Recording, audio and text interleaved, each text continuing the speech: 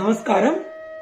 అందరికీ శ్రీ లలిత వాస్తు జ్యోతిష్యాలయం తరపున హార్దిక స్వాగత సుమాంజలు అర్పించుకుంటూ, ఈ మహాలయ పక్షాలలో ఎవరైతే భక్తి శ్రద్ధలతో తమ పూర్వీకులను అనగా పితృదేవతలను ఆరాధిస్తారో వారికి తర్పణాది కార్యక్రమాలను, శ్రాద్ధ కర్మలను, పిండ ప్రదానాలు వంటివి చేయగలుగుతారో అటువంటి వారికి ఎటువంటి శుభ ఫలితాలు కలుగుతాయో సవివరంగా వివరించుకుంటూ రావడం జరుగుతోంది.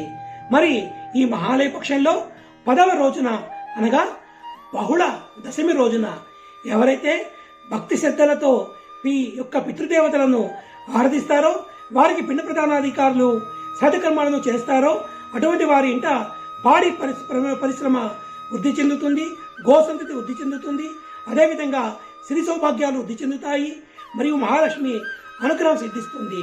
శుభం భూయాత్.